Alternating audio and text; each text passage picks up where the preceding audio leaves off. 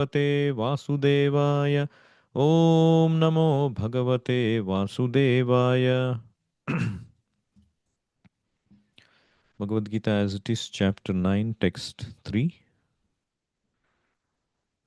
Ashraddhadhana Purusha Dharmasyasya Parantapa Aprapyamam Nivartante Mrityu Samsara Vartmani. Krishna, having said that this knowledge in this ninth chapter is the most confidential knowledge, and now he says, one who is not faithful of this process cannot get benefit from this knowledge. They remain in this material world. They cannot attain me. So, lack of faith is the biggest disqualification to access this knowledge. So, Ashraddha Dhana Purusha, a person who is Ashraddha Dhana, who has no faith in this process, in this Dharmasya, Asya Dharmasya, O Parantapa, O Arjuna, Asya Dharmasya, Ashraddha Dhana Purusha, Mam Aprapya, he will not attain me. And Nivartante Mrityu Samsara Vartmani, he will return to this birth and death. Mrityu Samsara, this material world is called Mrityu Samsara. One who is born, Jatasya hi dhruvo mrityuhu, there is certainly death. And for those who are dead, dhruvam janma mrutasya cha, they will definitely take birth in another species. It could be human species or any species based on their karma and their mentality at the time of death. So if we want to get out of this, then one need to have faith. There was a man in a village who was very simple, who was poor, but he had one daughter, very loving daughter, and his whole life was centered around her. And the wife died, so he was entirely taking care of her. So one time, this daughter developed a disease, and whatever he did, it was not getting eradicated. He took her to several physicians nearby, and he could not afford to spend a lot of money, and he was quite distressed. And then one sadhu came to that village, and he went and approached how I can get rid of my girl's disease. So the sadhu said, so far away from this place, you have to travel for 2 weeks, and then there are these mountainous regions. There is this herb, and then when you go to get this herb, and then you give that rasayana, the juice, then it will cure. And then, without thinking further, he put this girl in the care of his neighbor, and then he started. And then everybody started to say bad things about him. He's not being reasonable. He's not being realistic. What foolishness is this? Leaving his girl and going for something which is phantasmagoria. And people started to abuse him and all of that. And then finally he returned after 2 weeks. And then he gave that, and miraculously that cured her. And then he was very happy. And then people all came and they saw this. Oh, finally you came and it cured. We were all thinking sorry about that. We were hurling abuses on you and all of that. So, what drove you? Even though you don't know that region exists, that Mulika exists, what drove you? And he said, all my thinking was how I can get rid of the disease of my daughter. because I love her. I want her to be pain free. That was the only, I was willing to do anything. That was the only thing driving. I tried everything, so why not try this? So with faith, that faith was driving him. The reason is, if you want to solve a problem, you need to have faith in a particular process which is supposed to solve the problem. Even if you don't know, even if you have not experienced the outcome of that process earlier, if you are going to one remote destination, you need to go there. There's an important appointment, or you need to solve a crisis, and there is no GPS, nothing. You have to rely on somebody who is on the road. Hey, can you tell me this path? Where does it lead to, or how do I go to this place? And then he says, yo, you go here, you turn right, turn left, like this. You have to have faith in that person. He's a nobody. You don't know him. You don't even know whether what he told works. But if you don't have faith, you cannot solve the problem. If you have to solve this problem, you have to have faith in the process. But if that person is unscrupulous, who is giving you the advice, is a conditioned soul, then it will not be fruitful, of course. But the point is, without faith, we cannot progress. Even on this material world, if we are not faithful, if we are buying a car, if we are not faithful that this car will hold in my long journey or for so many years, it will take me safely, you will not buy the car, because you have to move from one place to the other place. You have to get things done. You have to have faith. Without faith, we cannot function in this world, in every aspect of life. We are spending so much money on children education. Faith, having faith that, oh, what they are receiving is going to be helpful for them. What I am eating in the market is healthy for me. Every aspect needs to have faith, because we have to have particular outcome. So Krishna also says here, so you have to have faith. Yes, you have not seen what is the outcome of this process.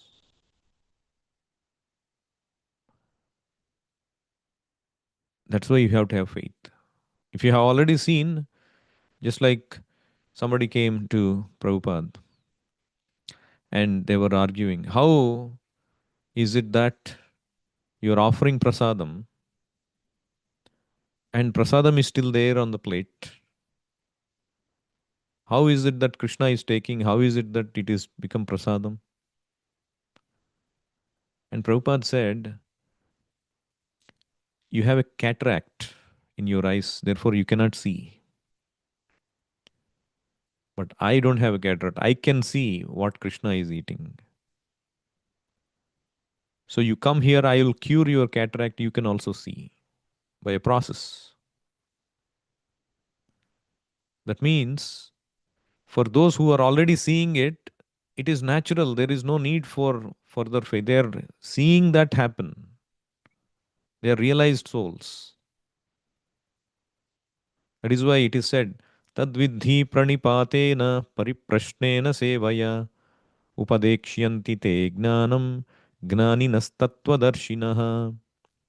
You need to learn this science from a person who has seen the truth, so he can guide you. As I said, you need to have faith in the process given by the right person, not the wrong person, because he has seen the truth. He will tell you, yes, follow this process, go like this, take a turn here, then you will reach the destination. The proof of the pudding is in the eating. What is the proof that the pudding exists? You eat it and you taste it. Oh, yes, this is really the pudding. So when you follow this process, when you experience the changes, transformation, the mileposts that are appearing, you can see, yes, this process works. I'm feeling the taste for chanting. My interest in material things are diminishing. I don't find the taste anymore from this material things. It is just chewing the chewed. Chewing the chewed means like a bubble gum, for example. You already chewed the juice and there is nothing. And you are trying to chew it again and again. There is nothing that comes. This material world, the pleasure of this material world is like that. We are trying to squeeze something from which there is no pleasure. In fact, we are projecting the pleasure, thinking that it is coming from that. The classic example is that of a camel. The camel, the camel likes to eat the thorny bushes of this cactus. The cactus is full of thorns, but the camel likes to chew it. And as a result of chewing, it is scraping its tongue, it's producing that blood, and it is tasting that blood and thinking that these thorns are very tasty. But actually, it is the blood of the camel, its own blood, that is tasting. It is tasting. So, likewise, we project happiness on material objects. The material objects themselves is like the bubble gum which is already chewed. We project happiness and we try to take happiness. This is called illusory happiness.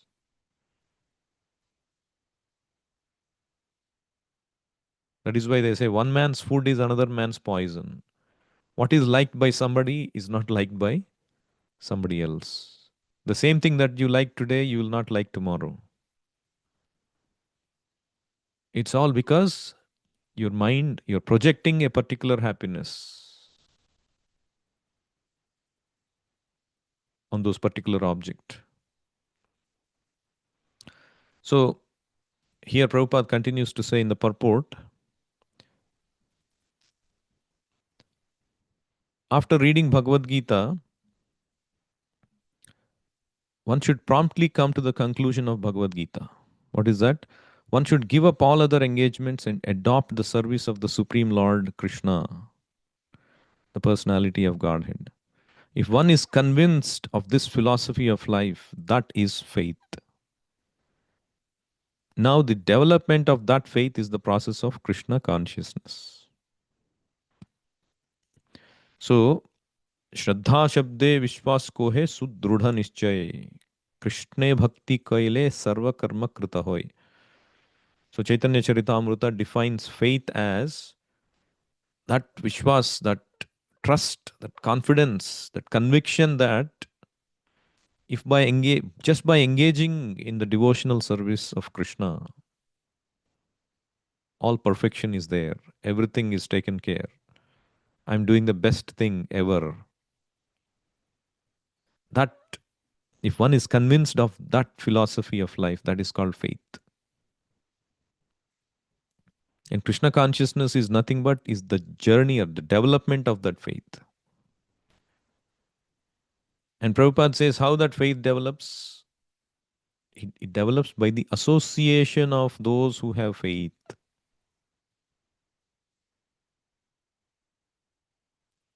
Just like you develop faith in gambling by associating with those who gamble. You develop faith in science by studying science, by hearing from those who are faithful about science. And similarly, there are many people who have faith in atheism. You need to have a lot of faith in atheism to become an atheist, isn't it? Because just like they say, oh, the people who have faith in God without seeing God, they're just being sentimentalists. You need to have as much faith to become an atheist, to not believe in God. Because there are so many things happening without your knowledge. You cannot explain everything. Science cannot explain everything. How miraculously this body is working, how it stops functioning the moment the soul leaves the body, why it cannot go on forever, beating, the heart can beat forever. If it is just a combination of chemicals, why can't you produce it, recreate it? Why can't you put together a bunch of chemicals and produce life? How is this universe working immaculately in a precise way? Even 1 inch moving here and there, the whole universe, our whole solar system will collapse. Huge, gigantic objects are working in that fashion. And just to have one small city work with precision, so thousands of government employees are working hard, still they cannot make it function precisely. The traffic lights, everything is broken, keeps breaking up, and you have to fix it. And this whole gigantic manifestation is happening without any intervention and process. It needs tremendous amount of faith to think that it is happening by accident. Tremendous amount of faith. So like that, every aspect of life you see in the nature around us, it needs tremendous amount of faith to believe that God does not exist.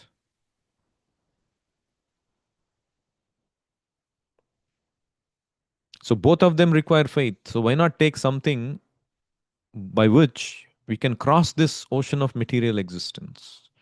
Mrityu samsara vatmani.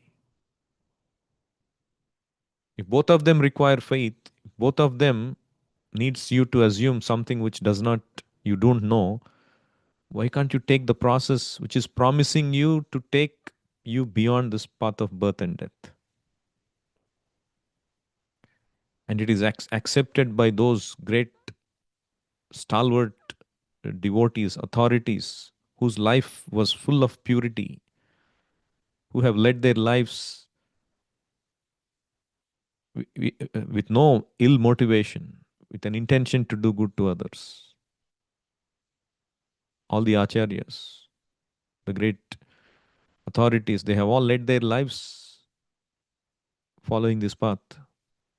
So why not have faith? Experience for yourself. Rupa Goswami gives the process. Adau Shraddha, Tatah Sadhu Sangha, Tatah Bhajana Kriya, Tatah Anardha Nivrutti Syat, Tato Nishtha Ruchis Tadha, Adha Saktis Tato Bhava, Tatah Premna. Pradurbhavet Bhavet Kramaha.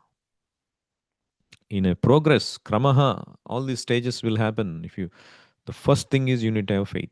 Adau Shraddha. Miraculously, things will fall in shape. You have faith.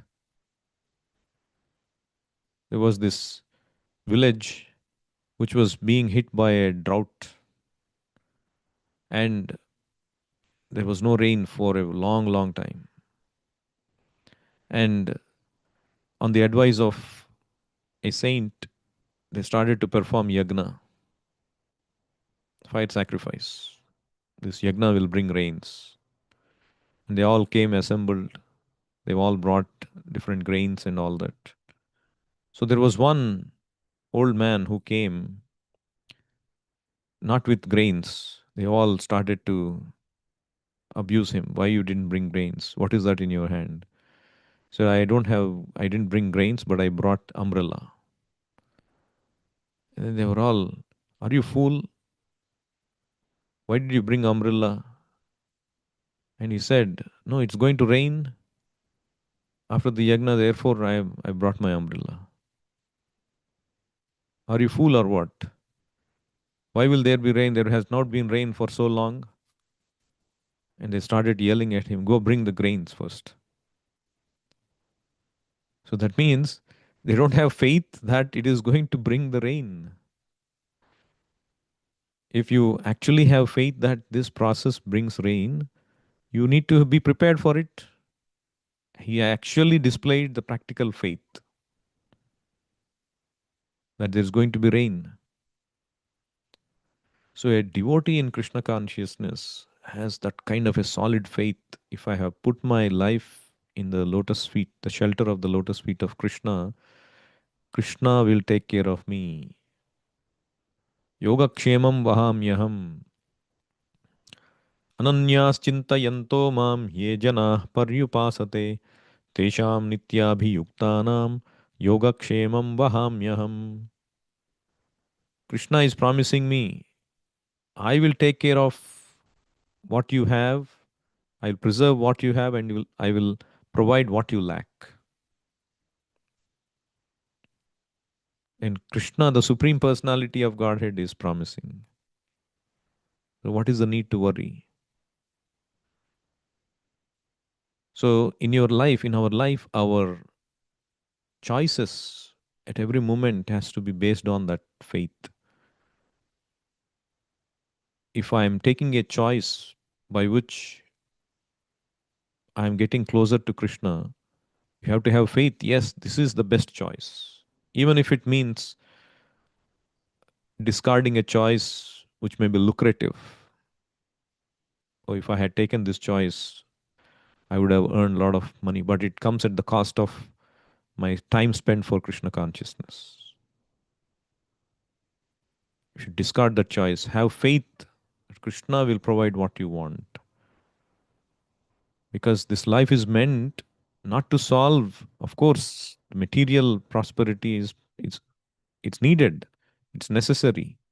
One should do what it takes as much as it is in the duty. Karmani eva adhikaraha. You should do your duty. But only doing that should not be done. Your life should not be consumed only by that. It's a very integral aspect of our life. But our main journey in life is progressing back to Godhead, particularly in the human form of life. And whatever choice you make towards that is your best choice. And you have to have faith.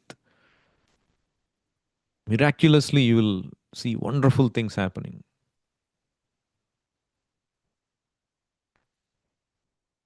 You see, for example, you start to donate something for Krishna. I've seen myself, I've seen other devotees. When you start to, some devotee approaches you, and hey, can you become life member? Can you start subscription? Even though you may not have much, yes, yes, okay, for Krishna, I'll start doing. And then you will see how Krishna will enter your life. The moment Krishna enters your life, there is no want of anything. He will provide. He will only provide and he will only take. You'll see this kind of miraculous things happen. So for that, we need constant association of devotees. The faith is the development, as Prabhupada is defining here, the development of that faith is the process of Krishna consciousness. And Prabhupada in the purport, if you read, he defines three categories of devotees, three divisions of Krishna conscious men or women, anybody. The first category is they have practically no faith or little faith, but they are deviated by many other, they can be easily convinced by other kinds of processes, karma kanda, gnana kanda, or even atheism or mental speculation. They can be easily swayed because they have not got enough faith, they have not engaged in enough service and hearing and chanting. So they are the third class. They will slip after some time.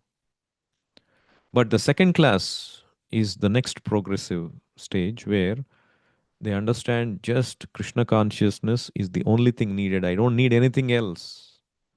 Even if I have been doing something else, all that is not needed. Even though philosophically and scripturally they are not very well versed, they have strong faith that yes, this is the process. I'll stick to it. So they will never fall down. The third class will go away, will fall down because they lack enough faith. But the second class, by dint of their association of devotees and by dint of their service and hearing and chanting, they've developed enough faith.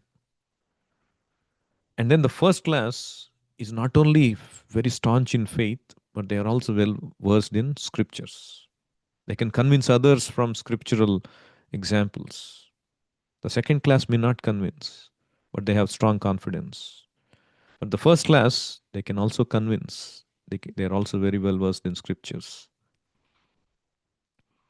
So the first class and second class, Prabhupada says, they never fall down.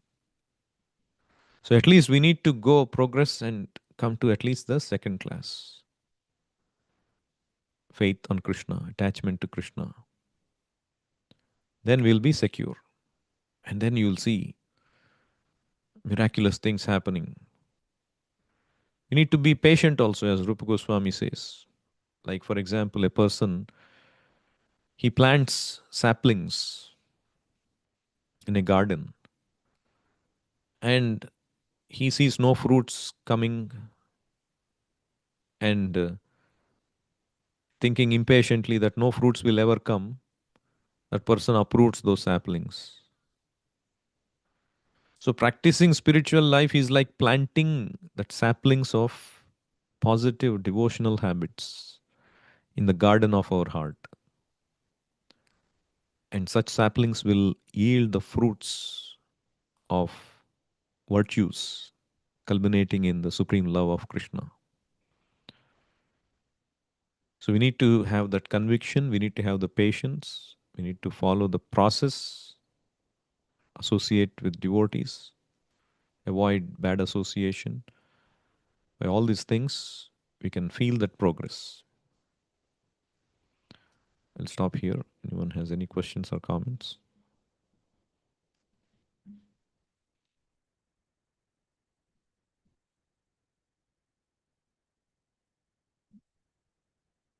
Bhagavad Gita as it is ki jai, Srila Prabhupada ki jai, Nitai Gaur Premanande, Hari Hari Bol, Hare Krishna.